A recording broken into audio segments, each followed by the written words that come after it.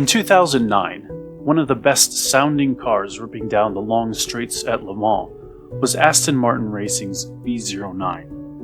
While its high-pitched V12 made the V09 sound good, it wasn't all that competitive, at least not at Le Mans. Sadly, Aston Martin disappeared from the prototype ranks at the end of 2011. After that, Aston Martin raced solely in the GT category. The costs and lack of success necessitated abandoning hopes for an overall win.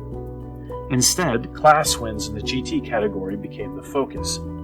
The B09 was intended to rekindle hope that the brand could return to overall glory for the first time in over 60 years. Unfortunately, that didn't happen. Aston Martin has only a single victory at Le Mans, and that came in 1959. The victory was earned by a DB1 piloted by Roy Salvadori and Carroll Shelby. In fact, it would be an Aston Martin 1-2, with the sister car, number 6, finishing just a lap down. Within the GT ranks, however, Aston Martin has been a perennial threat, winning a number of class victories. If only GT cars could battle for an overall victory at Le Mans.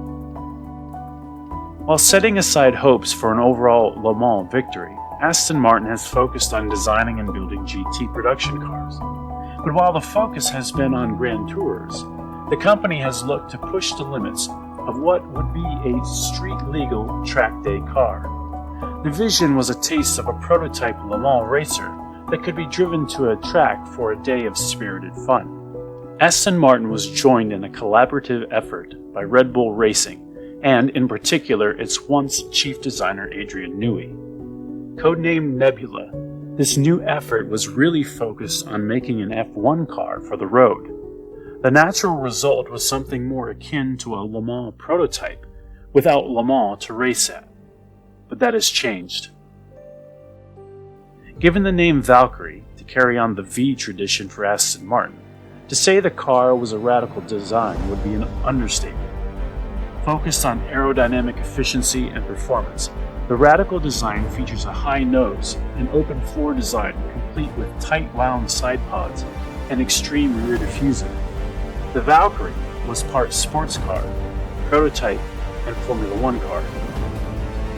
But just when the Valkyrie seemed destined to remain a limited production hypercar with nowhere to go, the ACO and IMSA collaborated to establish hypercar regulations for the World Endurance Championship and the GTP category for IMSA.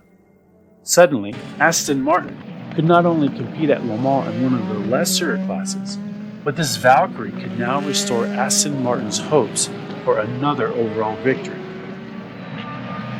This year sees Aston Martin returning to the top level of sports car racing with the vision of competing for overall honors in 24-hour races like Le Mans. But while the Valkyrie would look stunning in its green livery, its looks could not help to match the pace of the frontrunners, such as Ferrari, in the first race of the 2025 WEC season. So while the team may have blown its own doors off in Qatar, they were never a threat for the podium, let alone victory.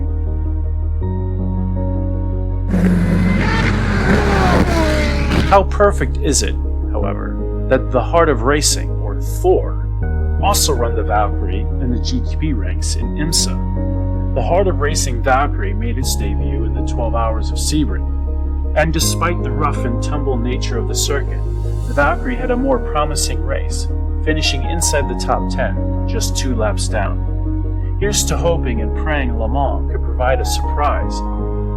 But no matter what, the Valkyrie remains unique among its competitors, for it is still the first and only hypercar to have first been designed and produced for the road and not the track.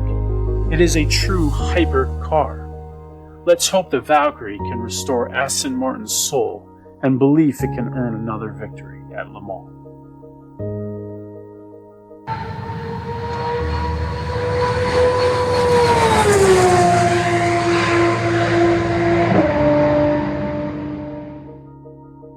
If you enjoyed this video, please comment, like, and subscribe.